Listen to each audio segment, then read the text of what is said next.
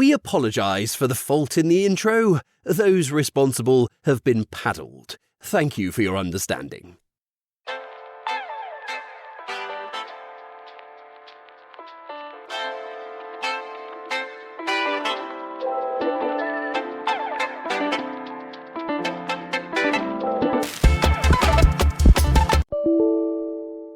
We apologise again for the fault in the intro. Those responsible for the paddling have been tarred and feathered. Thank you. In 1975, the film Monty Python and the Holy Grail bewildered and enthralled audiences with its satirical sketch comedy zaniness. Today, an old college friend takes a seat at our round table to plug in a Cuban café and share history about this medieval movie madness. This is the Being Real Podcast. My name is Evan. Adam, it's time to beam. Oh, well, it's just me now. I am all that is left of the minuscule budget. Right then, how many words do I have left? Really? Oh, my shame. Well, that is expected, but unfortunate. Now, where is that poor bastard of a host? Wait, I believe I hear some travellers in the distance. Who could it be? Who goes there? Me. Adam, is that you? Me. Adam, I see you. Why? Me. That means hello. Naturally. Knee to you too. Where are you going now? We must make haste. We have a podcast to record. Who's the host here? Oh, well, he was sacked too, you see. But I'm the...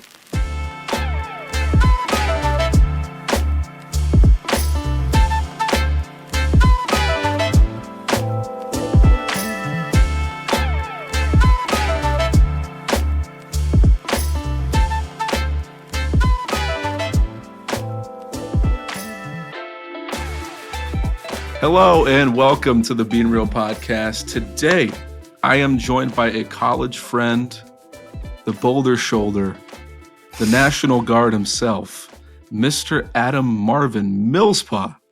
Adam, my guy, how you doing? I'm doing great. How you doing, Evan? I'm doing just fine. I'm excited. We're heading into season 2 with a lot of excitement. I'm going to try to be more consistent with the episodes this time. And you know what else? What else? I have a theme for the month.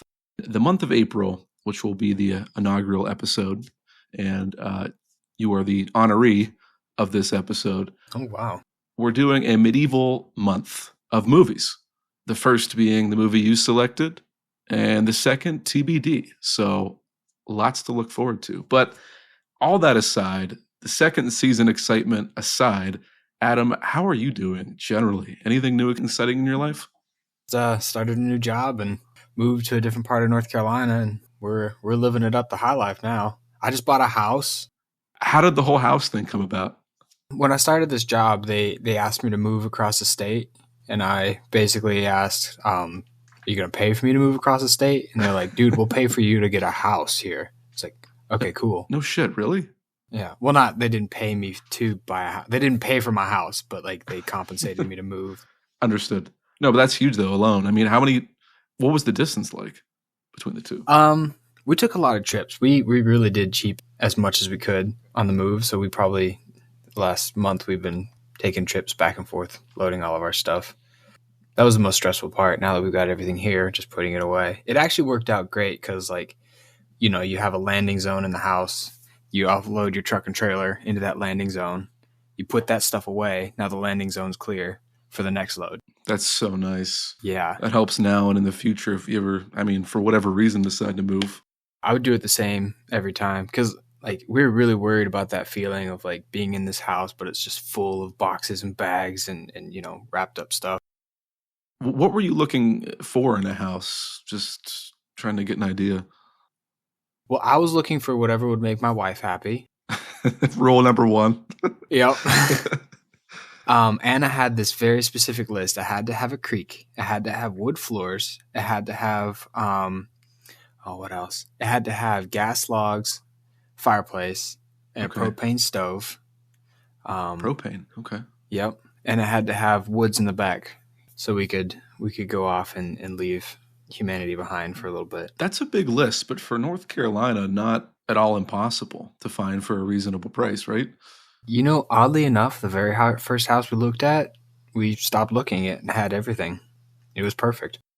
I couldn't be more happy for you because landing on a home that you're going to be in for assumedly years from now, that's crazy. That's no small feat. Yeah, and that's the whole thing we could get into is like it's a headache. I don't blame you, especially if you have like a very livable situation as is. I wouldn't push to break the bank for a house right now. I have a theory that this house is haunted, 100%. I remember you saying that, but I don't remember why specifically. There's pictures, and I keep taking them down, and somehow they're coming back up. And either my wife is messing with me, or the ghost likes them where they are. There's one bathroom, and it's in the very middle of the house, and it's like leopard print with shag shower curtains with ostrich feathers, and and it's like, who would do this? A normal person lived there before, clearly. Exactly. I'm scared to paint it because I'm afraid like the next day it's gonna be remodeled, and the next day we wake up and it's back how it was. I swear it's the only way it survived this long. Even if your wife is playing a trick on you, it would have had to happen once for her to like know that you're scared of that or anticipate that, and just once is bad enough. Did you have the house blessed, or did you invite ghost adventures to your home? How are you tackling this? Well, they seem friendly so far, so as long as we don't touch their stuff, I feel comfortable placating them. And listen, even if there isn't a ghost in your home, Zach Baggins from Ghost Adventures will find a ghost in your home. Yo, he would too. No, we can see it in the thermal camera. Did you see that just fly by? Something touched my leg. Something touched my leg. That's me every time I go up to the attic. Yeah, every time I go into the attic, that's my life. Luckily for me, I haven't had any paintings missing or legs touched in my house. No ghosts. Very thankful for that. I don't want a ghost story. Either that or your ghosts are very proper and don't go for straight for the legs. Okay, that's an interesting thought. You know what? I have noticed my fine china has been gone for quite some time. So if you don't mind, something I wanted to kind of talk about, because I feel like I didn't do enough of a dive into it when it was happening, but definitely got pieces from you and some light research I did on my own, was the Asheville flooding of last year. We don't have to talk about it. It might be an incredibly challenging subject. So, well, the only thing that's challenging about it is the just the sheer amount of stuff that happened. The only thing that's hard to really wrap my head around is just how much data there is from that. Like, that's still replaying in my head.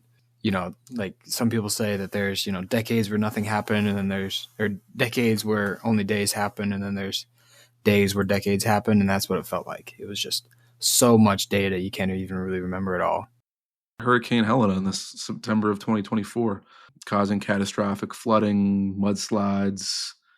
You'd see, I'm sure, roads were turned into creeks, just like the creek behind your house, and power lines I can't even imagine the scale of this, just from a basic necessity standpoint. Is there anything you can tell me about that first 48 hours that you're comfortable with sharing? Oh, yeah. So I was working at the hospital. So I live by Charlotte, or I was staying at a place by Charlotte.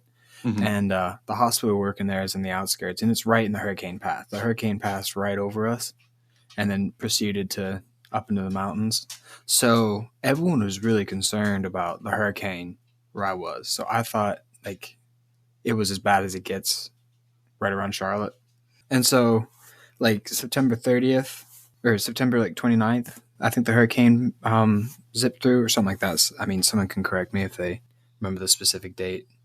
But, and I was watching on the news that like there's so much flooding on Lake Lure Dam, which is just about, 20 miles away from us, and we're in the lowlands beneath it. So I was watching that really closely on the news, and there's no mention of flooding up in the mountains. We didn't realize that up there was an absolute dead zone until one of one of my wife's friends came down out of the mountains and was like, hey, yo, it's mad out there. Like, it's a black zone. There's no, imagine like, it's like Mordor. Like, you could see this area on a map and you could draw a circle around it. And like, you go into there, there's no cell service. There's no power. There's no water. There's no, just to sum it up, like, we then discovered how bad things were. And they didn't have a way to cry out for help either. Like, there was no way for them to say, you know, what was going on and what they needed.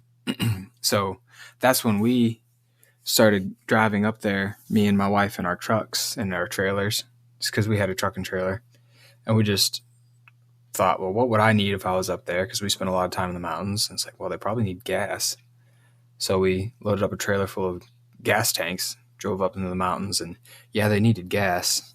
They needed a lot of things, but we just... I mean, so much that's like, oh, they might need collection containers for water, or, you know, like just basic things that you take for granted and don't think about. Oh yeah, like we got a drive together and brought up over 10,000 water filters that they could just filter out the creek. Mm-hmm. So just stuff like that. The biggest thing that was tough was that there was no timeline of like when things would be restored. Like, people were saying that you're not going to have power again until 2025 at least. And that's where we kind of kicked it in gear. It was like, oh, this is bad. Like, winter's coming. That was where the big drive came. It's like, it's not just about making sure everyone's safe and good, which was a big thing. Time keeps on moving, you know? And just to stay 30,000 feet, I think the big difference is just like, one, just, you know, how wonderful Americans are and our communities are. And then just like how much impact you can have if you just, you know, show up and ask what needs done and don't like project what you think needs done on there. And then just how fragile our life is. Like, power goes out and it's the Wild West, the wild, wild West. What do you think defined the call to action by the larger Asheville and maybe even North Carolina community? I think it's the entire U.S. I think the biggest definition of the call to action was, well, I don't know. As someone who was like really active in it in all levels, like I went in as a volunteer and did all I could from there. And then when we started to try and do the build back, you know, I put on my green coat and went National Guard and started helping with that. I think there's a difference between what, like, say if your yard had been washed away, you had a garden bed and it got washed away, you would want to go back and rebuild that garden bed. You know, it's like, well, I'll just build it again. Like, but then you have the government saying that they'll come and build it for you, but there's no idea of when. And so people started getting frustrated. And so there was a disconnect there. So it's not that one side wasn't doing their part. It was just a miscommunication of who was going to do what and when and how and why. And I think that just caused a lot of people to freak out and start having conspiracies. But you also don't want to jump the gun and make things worse by spreading falsehoods. And I don't know how much you tracked about that, but that really, like, as a recovery effort, because there was a little bit of mismanagement with like people actually reporting stuff to emergency management so we could track what was going on. So we would go to Facebook because people were posting on there before they'd tell us, and people weren't posting the truth. They'd post fabrications and we'd go check them out and be like, you just wasted our entire day. Not only is it impossible to get out here, but this wasn't actually the case. I didn't see that, but I believe it. And with the amount of misinformation that's been spread on, you know, news outlets and social media in the recent years. So I can imagine just how much more devastating that would be to a catastrophe like this, unfortunately. Do you recall, even if you're speaking for yourself, I mean, do you recall a specific act of heroism by an individual or group that moved you personally? Yeah, tons and tons. We're such a hardy group as Americans. Just such a wonderful group of people. I think probably some of the most harrowing things was like up in Burnsville and Spruce Pine, where, I mean, volunteers just came together and they cleaned up the whole place pretty much by themselves. I will tell you a story, and I'll try and keep it brief.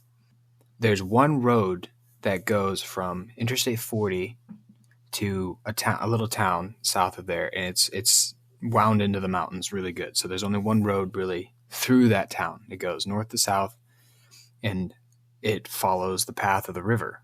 So when the river came through, it took that road. So that town on top of a hill is completely cut off. No power, no water, no nothing. And no access. There's no road in or out. Well, I met a kid. He's 19 years old. He works for North Carolina Department of Transportation as a road crewman. His girlfriend lives in Black Mountain, which is the town north. And he's like, well, I hadn't heard from her in a couple of days, and I thought, well, things are pretty bad down here. I wonder what they're like up there. So I guess I went to go check. And he hiked probably 10 miles up to the road, up to her house, and checked on her and said, hey, how you doing? Got down on one knee and proposed to this girl. Oh, my. And then the two of them together stole one of the Department of Transportation's backhoes and cleared out the road down to there. Not only, like, I don't even want to make it sound like they cleared it out, like cleared trees off it and whatnot. They took this backhoe and made a road to their little village. And that's their story. And they were together in the same house when we found them. Well, I mean, what can we do as a national community now? What can we continue to do? Are there any specific relief efforts or funds that you'd like to shout out, or that for my family and friends listening, we should be paying attention to? I mean, just nest yourself in your community. If you live in a group of people, even if like maybe you don't like them, but like establish yourself in your community so that something like this happens, you know who's got your back. It doesn't matter what you think of them, really. Like, as long as there's someone in your community that can help, and you can check on them if something happens, because you just never know. And if you're not out for the people on your block, then who are you out for? That's a line. We're going to copy and paste that one. And no, you're right. That's something we've lost touch with as we become a little more isolated, maybe off the heels of the pandemic, or just society at large with how much of us are online. You know, I think I'll maybe link a couple relief funds that I find online on the episode, and hopefully people tuning in can donate if they'd like. I will say, just coming away from that, like, big shout out, Kazakh Rescue, Samaritan's Purse, Cajun Navy, although they're a little controversial. They were some of the biggest, and there's so many others. You said Samaritan Purse, and what was the one before that? Kazakh Rescue. Don't ask me to try and spell it. You can't even find them online. They're just a bunch of crazy characters that came in from, I think, PA, and then just they heard the storm was coming. They showed up, and they saved so many lives. Just a bunch of adventurers, and that's what they do. They're an emergency response group. Mm-hmm. Crazy characters, crazy. Good for them. Well, Adam, I mean, I wasn't surprised how you yourself responded to the hurricane devastation for your community. I know the goons are proud of you, and we know that Asheville is that much stronger with your humble support, but clearly you received that back from your community as well in spades. So couldn't be more proud of you. Thank you. Yeah, I did it for the fans. I appreciate your words and your wisdom and your experience and sharing that. I can't fathom what you've seen, but I'm happy to be able to share it with my community here at Being Real. Thank you. I wanted to just segue into talking about part of the reason why this podcast was started, to talk about local, maybe go-to coffee shops in my guests' community, those who I'm interviewing. And how about you? Like, is there any little coffee shop that you like to shout out that you've been to, and then we can talk about? 100%. Yeah, my big go-to is Café Cubano in Black Mountain, North Carolina. And even during the storm, they were giving out free espressos to the relief workers. No way. Big shout out to them. And they make the most delicious breakfast. They also make my favorite coffee drink, which is a Cubano, which is basically a very strong espresso mixed with just a little bit of cane sugar. Best drink in the world. So they had some efforts where they were giving coffee to the volunteers during the devastation. Yes. That's so incredible.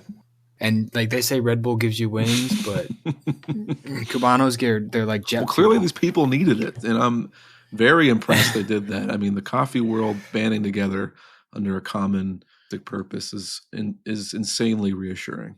I Yeah. think have I been there before? When it was, remember we might have went there after your wedding.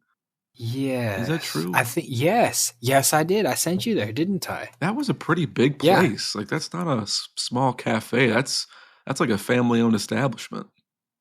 It is, yeah. Should I pick something smaller? That's not what I meant. I just meant like it's just an impressive place to be in. Did anything in particular draw you to visit this place when you maybe first went?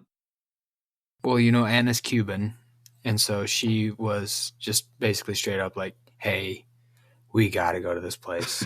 This is it." And I was like, "Oh, okay." I mean, they put bay leaves in their bread. Like, I don't know how good this could possibly be, but it was amazing. Do you have any other favorite items there? The ropa vieja is spot on. Very tender, very nice. And they make everything very traditional. Okay. So beans and rice, but they're just very well seasoned and delicious. Their tostones, I never walk away from their tostones. They're like, you ever have never had those. Or like, brother. So imagine, you know, a plantain is like a big sweet banana. Yeah. So you fry that up, and then right as it's like just starting to cook, you whip it out and smash it with the bottom of a plate. Okay. And then you know, after its life is ended, then you put it back and fry it. The great and it revival. Turns into this crispy. Yes. And I shall establish the flavor upon you. It's amazing. What do you think smashing the rice does for it? Does it make it extra crispy? Like what's going on there? I think what it does is like, because you get it warm like that, so you can like smash it, because otherwise plantains are fairly hard. So you can smash it out, and then you salt it. Okay. And I think it just gives that salt extra little crevices to hide in. And then once it's got so much surface area, it's, you know. I thought I was asking you a simple question, and it turned into a big scientific experiment. I love it. I love it. I'm sorry. No, don't apologize. That's perfect. No, that's my life. I over everything. It's is like analyzed. The trajectory of the rice grain. No.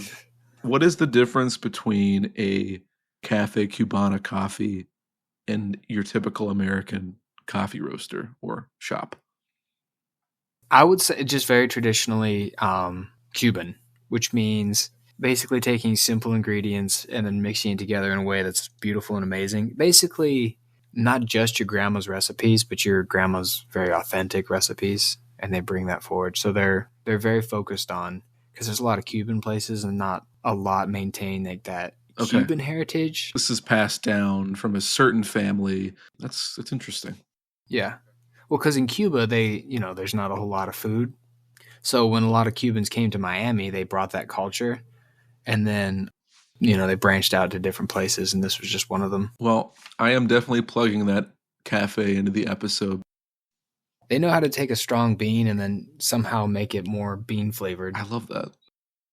Adam, the second reason why we're here is we're talking about about to talk about a storied comedy movie, legendary in the British media. Mm-hmm. None other than Monty Python and the Holy Grail. Mm-hmm. A 1975 British comedy film based on the Arthurian legend, written by the Monty Python comedy group, which was established around 1969, and directed by Terry Gilliam, in part. Monty Python, people often say that this comedy troupe inspired the likes of SNL, but they often say that the group is the Beatles of comedy. Do you have any idea of what that might mean, or how does that translate for you? Yeah. Oh, yeah. Well, definitely like the Beatles of comedy quote hits, just because like I'm a big Beatles fan, and it's hard to find a Beatles song where you're like, ugh, you know what I mean? They're all just so good. And I think that's the same with Monty Python. I mean, not all their jokes, like some of their jokes are amazing. Some of their jokes are, but they're still funny. And they're still good. And it's the same with like Beatles songs. Yeah. So Monty Python, there was a time there they just couldn't miss. They just couldn't. everything they did was funny. This was my first interaction with the Monty Pythons, if I can go plural.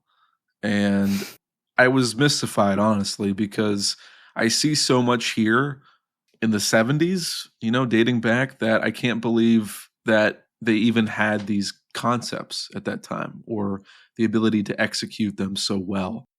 Mm-hmm. I found that they had like a long running flying circus. It was like a sketch show that might have inspired SNL. And they were kind of born out of this 60s comedy scene in Britain known as the satire boom, or, satire as an exposing, criticizing people and maybe their bad nature or even their stupidity sometimes. Do you think we see a whole lot of satire in the Holy Grail? Why or why not? I think yes. I think that's the epitome of the Holy Grail. I would even define it kind of like as this grungy type of satire. Just no holds barred, nothing's too low. But it's so fast paced, you don't really even have time to be offended. You know what I mean? True. Like there's four digs in one sentence. You're like, whoa. Like it is an absolute rat race of a film, Yeah. Oh yeah. What was your overall opinion of it? Well, you can be honest. Like just because I picked it doesn't mean you have to like it. I'll save the review for later in the podcast, but I will say this: coming off the leg of that conversation about it being a rat race, the jokes are coming so fast paced that you sometimes can't even process it, right? When I read about the Pythons, they had this like stream of consciousness style when approaching the film craft, where inspired by director Terry Gilliam's artwork that you see in the Monty Python, which I think is really neat. They felt like that artwork was a certain connective tissue to tie together their off the wall sketches.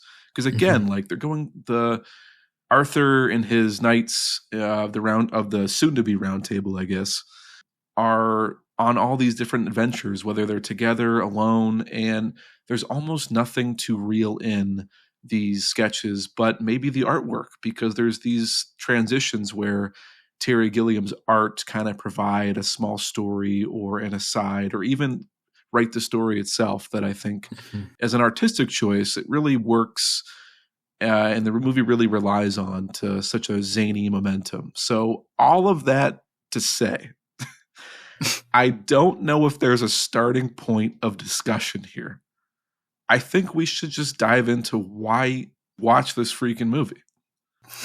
So to start it off, I have to say, I freaking love the opening credits. How about you? I feel like they're inventive, hysterical. They really whet the appetite for the oddball comedy ahead. What'd you think about them? I honestly think that the credits are the worst part.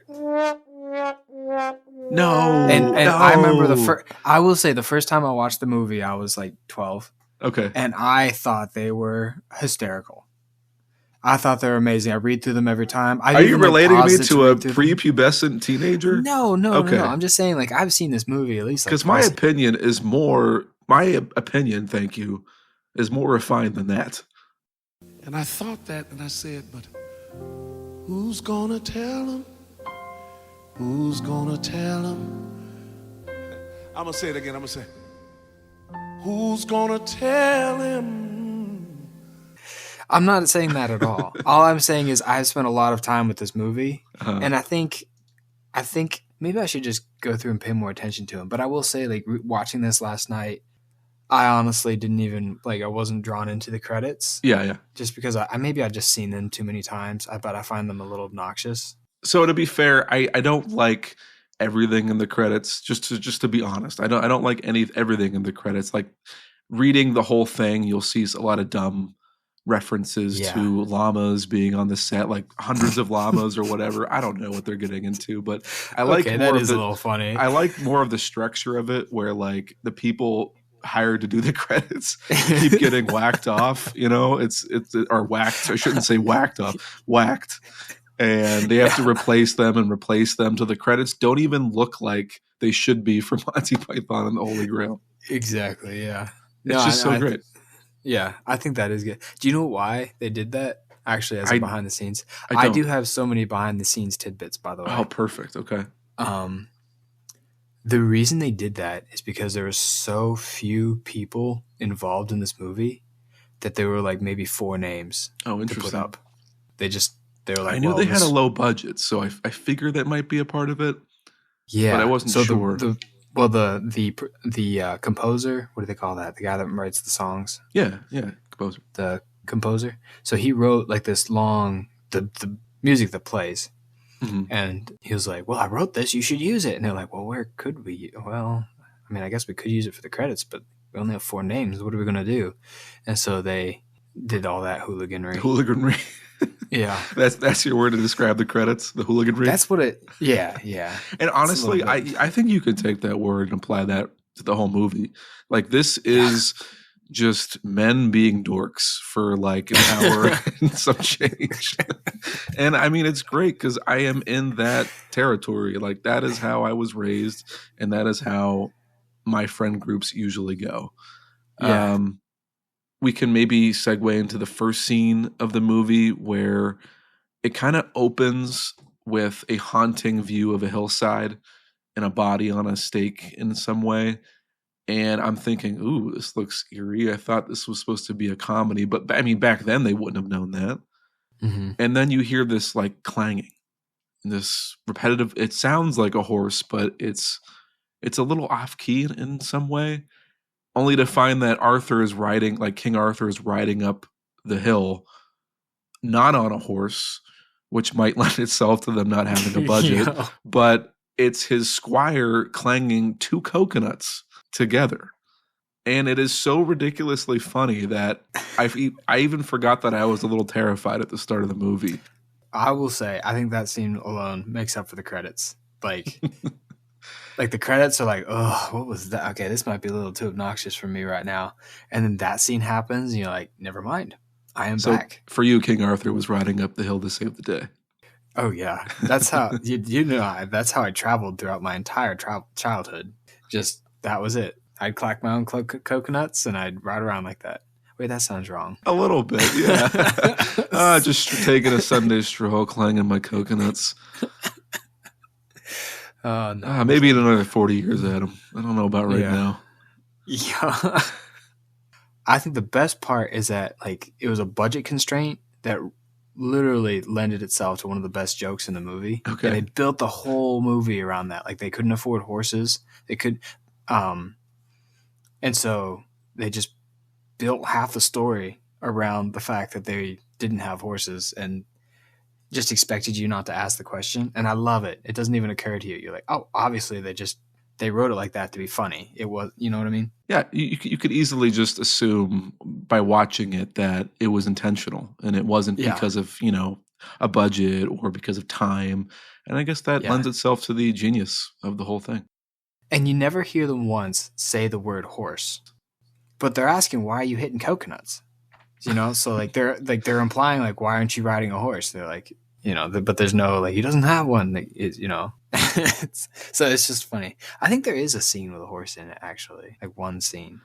Arthur and his mission to recruit the Knights of the Round Table. Is there any one knight that you identify with in particular? I'm glad you asked. I identify with Lancelot. Okay. Just this big dumb idiot that says, ha ha! Like, there's nothing better about people that run around going, ha ha! And have at thee! I love it. The lights are on upstairs, but nobody's home. Yeah, that is literally me. Just like the blondest knight you've ever met. He has such a tenacity about him that it's not, why are we doing this? It's, I'm doing this full-heartedly. Whatever I'm being instructed to do, I'm going to do it. I know. Yeah. The only thought he has is, wonderful idea, sir. And just goes and does it. And then like when he commits to an action, he somehow makes it 10 times worse than it actually had to be. I'm thinking about the scene where he's trying to save the damsel in distress on top of the tower, and he ends up killing half of the wedding party because he was that damsel, who's actually a man, a prince, was supposed to get married off, and Lancelot, in trying to save him, murders half the wedding party. I thought that was so funny. Did you notice too that scene was taken, like it was almost one take? I think there were 2 takes. And John Cleese is just running around, just absolutely having a blast. Well, they have that like big exterior shot when he's first running up to the castle and he kills like 12 guests. Yeah. And there's no cut, no nothing. It's great. Yeah. Oh, it's wonderful. And there's like chickens flying everywhere. And well, I just love how they did that bird's eye view, just so you can see, wow, this is truly madness. This is Sir Lancelot at his finest. I haven't seen that quality of filming since Jackie Chan's movies. Rush Hour? Yeah. There's not a single cut in those fights. Don't tell me there's one. I mean, there's plenty of cuts and bruises. Yeah. Dorks being dorks. No, it's perfect. As we meet these characters, there's many delightful callbacks to storied period issues like the plague, witch hunts, peasant politics, knights storming castles like we just talked about with Lancelot. Adam, my question for you is, if you were thrust into this period, where would you find yourself? Would you be hunting witches, harvesting mud like the peasants? I think I would want to be that 3-headed giant. His life sounds amazing. What, sleeping in a cave? No, like the three-headed giant that goes after Sir Robin. Oh yeah. That's right. Oh, I love it. It's like let's kill him and then we'll go have tea. There's an order of operations here. Murder. I know, and beverage. It's so casual too. It's like, let's go slaughter a bunch of peasants and then go have tea and biscuits. Oh, not biscuits. And it's like, and I've had brothers my whole life, so it just feels like that's the kind of stuff we would bicker about if we were British. You know? Yeah. It's just, it immerses you in this world, and it doesn't ask you to ask questions, and it doesn't leave the questions unanswered per se. It's, you know what I mean? No, I mean, it does its own world building. Like, yes, this is normal. Exactly. We're moving on. Yeah, exactly. It's like, don't ask questions. This is how it is. Do you have a favorite adventure of all the nights? The Castle Anthrax is pretty. That one makes me laugh the most. That one makes me laugh. Yeah. Oh yeah. So much. That's right in the middle of the movie, and I think that's when the dialogue really ramps up. Mm-hmm. It almost feels like that was like the pitching idea for this movie. It was like it was gonna be like one of those short skits, and then they're like, you know what? We got enough jokes to make a movie out of this, and they just went for it because that scene is just so good. I think not only my favorite, but like you, but probably the most perfect sketch in the film. It is just so airtight, rock solid, and the jokes keep on coming as he enters the Castle Anthrax. And we'll talk a little bit about that in one of our segments, so I want to put a pin on that. But for now, we're going to take a little bit of a recess. But first, a quick word from our sponsors. Hi, yes, it's me again. I do apologize for the host's confusion. There are no sponsors. None willing, anyway. Honestly, pay our host no mind. He's in way over his head here. For those willing to continue, please brace yourselves for a level of tomfoolery native to Evan and Devon only. I hereby relinquish my duties. You have been advised.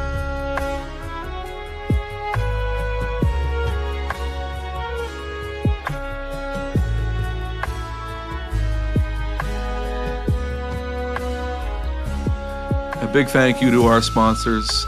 Appreciate their ongoing support for the podcast as we're moving on into the new and improved Being Real Season 2. Oh yeah, thank you, sponsors. We couldn't do without you. Adam, I'm having such a good time, not only just catching up with you, but talking about this off-the-wall comedy that I just feel like encapsulates our own relationship, especially thinking back to college. Oof. Do you have a favorite, goon moment? Highlight reel, man, is that all-nighter we pulled in the studying room up top of Morosky. Oh, yeah. I mean, we pulled so many, but that one really just... I mean, we were just high on life and writing on the blackboard. High on life and McDonald's coffee. That's right. Oh, yeah, McDonald's Christmas coffee. I would never want to be back, but I want to be back. Do you relate to that? Amen, brother. Like the best of times and the worst of times for sure. You were one of the first goons that I met back in one of our early clinicals. I like to involve people in my life that are just genuinely good people, free of drama, free of excess. And I'm thinking, this guy is a good guy. I don't know what he's all about yet because he's like the Knights, the Round Table, like racing into these clinicals with such passion that I was honestly, one, impressed, but two, a little bit scared. Well, you had to have met me and be like, yeah, this guy clacks his coconuts a little too loud. This guy watches medieval movies. Honestly, are you not honored? You know, I mean, 100%, dude. I mean, that means a lot too. I remember our very first clinical too, at that nursing home. Yeah, those coconuts were hanging low. There were many coconuts hanging low. Yep. In that nursing home. I'm happy we didn't have to clang them all. Audience, don't ask what happened. Yeah, don't ask questions. We're gonna keep on moving. Yep. All right. Moving on, I just had maybe a couple more questions before we move on to our first segment. Is there any two nights in this movie that you would want to replace, maybe the actors for, or would you just leave everybody how they are? That's an interesting question. I mean, they're so perfect the way they are. The only thing, and this is because I know some behind the scenes drama, King Arthur was played by Terry Jones, or not Terry Jones, I'm sorry. Who was it? Graham Chapman? Yep. And John Cleese was like a close second. Like they were really bickering about who should play Arthur. And I really think it would have been interesting to see those roles reversed. Because Graham Chapman, I mean, he's great. It's perfect. Yeah, like, did you have a favorite performance? Like, is he your favorite performance? Eric Idle's performance as Sir Robin is amazing. I think that's by far my favorite. I actually liked the young and naive performance of Sir Galahad too. Mm-hmm. Clearly, everybody brought it to their own unique role. That's why everybody works so well together when they do have those few missions where they are a group. And yeah, I think I really liked Terry Jones. I really liked King Arthur's performance. I thought they were all unique, and I wouldn't have expected that from like a first-time comedy troupe into a major film. But it's clear they had their, brotherhood. Yeah. I really would have been interested to see Eric Idle take on some of those roles, though, because he really doesn't. Did I say Eric Idle? I meant John Cleese. He's in a lot of very pivotal comedy moments, but not really like any starring scenes. Yeah. One of my last questions for you, Adam. Do you have a favorite line of dialogue? There's so many quotables in this movie. There's so many. I mean, thousands and thousands. I actually, now that you've seen it, you'll understand that I live my life via Monty Python quotes. You have been orbited by Monty Python quotes your entire life. I think one of my favorite scenes and lines is the Black Death scene. Oh, okay. I'm not dead. It's like, oh, you will be in a moment. Even like me and my wife still do it where like if like say something's happening or like someone's stressed out and or at work especially because we used to work together, we'd be like, I'm not dead. It's like, oh, you will be in a moment. Quit crying. Like it's just a back and forth like that, just constantly. And the best part about most of these lines is that there's like the line and then there's the response to it. So it's not just one person's line that you can get it and it's funny, but it's like it's interactive. So like,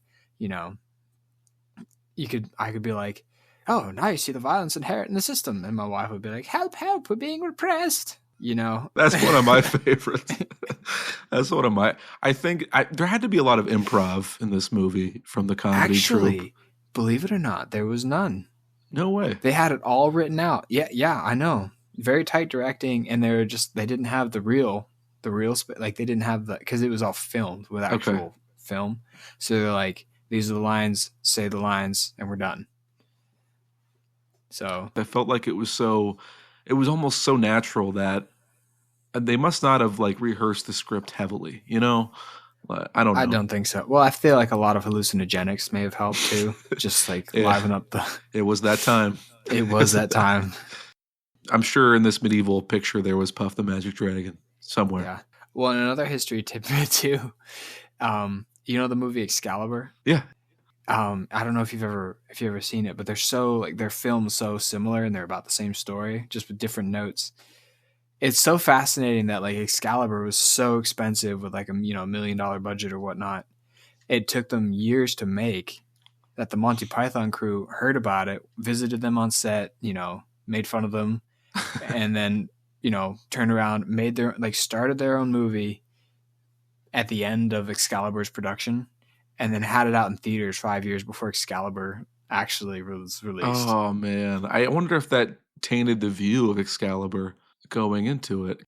It's such a commentary on old traditional British chivalry and commentary on the monarchy itself and how silly it all is. And I can't imagine a serious movie of the same caliber coming out. Well, and it was made with all the money and all the stops, and Monty Python basically like not only stole their thunder, but like did it in a quarter of the budget. I think Monty Python was made with like $400,000. And it does feel like a little voyeuristic. I'm thinking of when Galahad is ascending to the castle at Anthrax, and it just kind of has that like freeform camera feel, and it honestly just adds to the and adds weight to the feeling of the peril of approaching a dire situation as well. Yeah. But again, like we've said before, like these budget constraints, they don't remind you of that at all. Yeah. It just feels very intentional, and that once again speaks to the genius of how they put this film together. Well, and it's all one castle. I don't know if you knew that. You can kind of tell if you know to look. Maybe I'm spoiling it for people, but it was all filmed around one castle. They just like would film it from a different angle. Oh, I did not know that either. I can see that now, obviously in hindsight, 2020, but they all looked so different. I mean, maybe it was the weather playing a little role as well. Maybe, yeah. And day versus night. Okay. I'm going to invite you into a segment that's new for this season. Typically, we play a game, 2 Truths and 1 Lie. But for newer guests on the second season, we're going to play This or That. This game is essentially Would You Rather, based on the material featured in the movie. So, Adam, are you ready to play This or That? I'm ready to play This or That. Oh, you're going to wish you didn't say that. All right. So the first, I'm sure you recall the scene where Sir Galahad, as we were talking about, is tasked with giving numerous lashings to the numerous horny women harbored within the castle, Anthrax. I'm also sure you recall the plague town in the film where families must bring out their dead and pile them onto the cart to be carried away. Oh, no. Adam, my question is, would you rather carry the same task as Sir Galahad at Castle Anthrax, but instead of having to whip numerous horny ladies, you would have to exact this punishment on the men on the paternal side of your family? I volunteer as tribute. Or would you rather be on the bottom of the pile of dead loved ones in that plague time? The catch is, the naked bodies on top of you are sumo wrestlers with staph infections. Adam, this or that? God, this question, I literally underestimated this question. It started out as like it would be a really good question, like an easy choice. I literally was like, oh yeah, gosh, Evan, how are my family members naked? Oh yeah. These are difficult decisions, Adam, but Bro, I'd take the staff. That was easy. I've got some ugly family. I'd take the staph infections. I would pile them on. You would really be comfortable with all that weight. We might be talking about 15, 20 sumo wrestlers with stanky infections. And you're at the bottom. I can't deal with body hair. And my family's male side is hairy. Think the sumo wrestlers would have body hair? Nah, dude. They're dead. They're not shaving. Well, yeah, but you don't grow hair when you... No, you do, don't you? I don't know. But... What I'm saying is like, I've not really seen particularly fuzzy sumo wrestlers. Man, what would you choose? What would you choose? You're really making these choices come alive. Is there one paternal family member you would be comfortable lashing? No. Or who deserves it? Let's say who deserves it. I don't think I could get to the lashing part once I saw them naked. Well, okay, I for feel me, I'm going to say my father. I'm sorry. I don't want to give a lashing to my father. I would say I would rather do the lashings. And here's why. And you would whip your dad. I would, because he's the only surviving member of my paternal family, so it's a one and done. I don't have to be worried about being carted away while I'm suffocating under the weight of 1,000 sumo wrestlers and their ugly bacterial infections. No, thank you. That's disgusting. Oh, my Lord. Well, okay. Here's my this or that then. Would you rather be Tim the Enchanter? Oh, God. Okay. Would you rather be Tim the Enchanter or the Witch? Oh, man. I mean, the power you could hold as Tim the Enchanter, right? You know? Mm-hmm. But the unforeseen power that the witch may have, whether she was one or not. But at the same time, the demise, you know? You know what? I almost forget what the witch's punishment was. Was she being burned alive? Was that it? Yeah, Ooh. you know what? That is a bad choice. What about Dennis the Muckman or Tim the Enchanter? You know what? I think I got to take Tim the Enchanter just because of the powers that he had.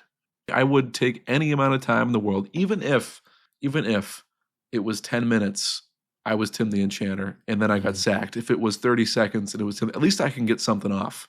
I can get a spell off and be content with my life for what it was. You know? True. I do enjoy Tim. I think he is. He loves his wife, and he shops at Costco. Deep down, he's a good guy. Some call me Tim. So it's review time now that we've come out of that wonderful discussion. How did you feel about this film? And Adam, how would you rate it on a scale from 1 to 10? And on top of that, what did you think about that interesting choice of an ending? Well, I mean, I think this film is 10 out of 10. It makes me like proud of humanity every time I'm done watching it. Like, I just turn into a social butterfly. Like, I am ready to interact with people. So it inspires you to just jump into life. Yeah, it's just so funny. And everyone deserves a good laugh. And it just makes me belly laugh for hours. So that's good. 10 out of 10. Wow. First one of the season. As a kid, I hated the ending because I was always sitting there like, well, what about? No, 10 out of 10, even with the ending. And the ending, like, it's just, they may make a sequel. They still might. I would agree with you. I like the ending choice because now people theorize that it was because of a budget constraint that they couldn't do the full-scale battle and siege on the castle. But it's funny having that one-off scene where the historian gets slashed to death by a cavalier. And then there's an ongoing police, like modern back then police investigation. And then at the end of the movie, right before King Arthur's siege on the castle, he gets apprehended by the police. And Lancelot is charged with the murder, which is just, it is such a curveball of an ending that I feel like has inspired so many endings that have come after that in a like from left field type ending. So I love it. I think that boosted my score by probably 2 points. And I was about at a 6 out of 10 watching the movie because while I appreciated a lot of the scenes in the movie, a lot of the sketches fell flat for me, if I'm being honest. Yeah. I love the whole the knee reference, but I don't necessarily like how it all played out. Yeah. And I don't know, it kind of festered with a lot of those different types of scenes, but I think for the artwork that I really enjoy tying it all together and the just totally mind-blowing ending scene, I'm giving it an 8 out of 10. I think that's where it deserves to sit. That's generous too, like especially if you don't particularly get along with the humor, because it is kind of adolescent at times. It is what it is, but I think at sometimes we all need that. Like, maybe you've had a tough week at work and you just want to turn your brain off. Mm-hmm. This is perfect for that. Well, and I rate it like if this had been trying to be a serious film and it ended up like this, like, 0 out of 10. But like, it is what it is and it knows what it's trying to be, and it just does it 100% really well. And I can't fault it for that.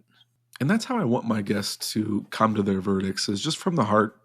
It doesn't need to be some big, like, theoretical framework and psychoanalysis of the film, of its writers and its performers. I just want people to just whatever's on their sleeve. So I appreciate you doing that here. Yeah. All right, Adam, before we close up shop, we'll do our last segment that should be a little bit shorter than the last. It's called, and it's new to for season 2, Double Shot, like a double shot of espresso. Mm. What movie are you pairing with the Holy Grail for a double feature? If I did a double feature, I would make you watch A Knight's Tale. Okay, nice. Okay. I like that connection. So does it have to be, is the same genre, like same theme? No, I mean, whatever you're feeling could be a good double feature, you know? Yeah.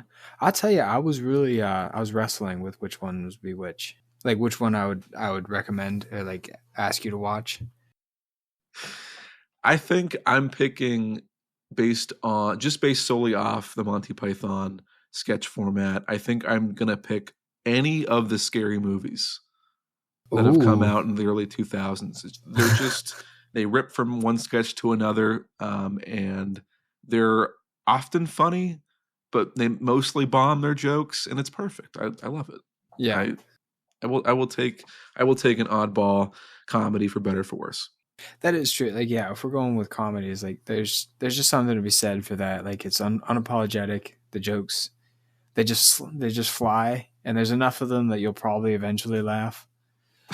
You know, and that's what they're hoping for. Whatever sticks for whoever. You know, it could be different for each person. And I think that's what's so wonderful about it, especially if you have a big room full of friends to sit down and watch something. Somebody's going to be laughing at a certain point. You know.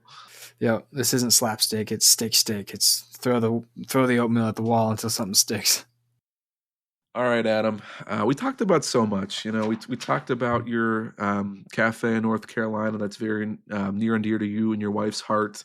We've talked about the devastation in Asheville in the last year, the acts of heroism, and I will definitely be plugging in some of those relief effort funds that the listeners can donate to if they'd like, at the bottom of the description on this episode. And we talked about this crazy off-the-wall film, Monty Python and the Holy Grail. Adam, it's been a pleasure. It's just nice catching up with you.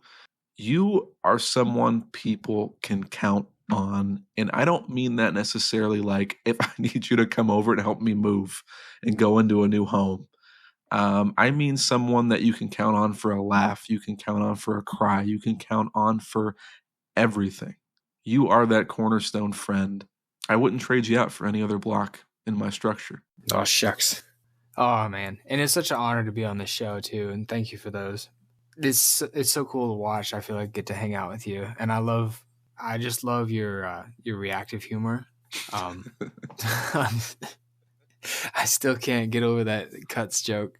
There were lots of cuts and bruises. I just love that. It's my favorite part. People say I'm witty, but I don't know if I believe them yet, but I'll take it. I'll take you for that. Yeah, man.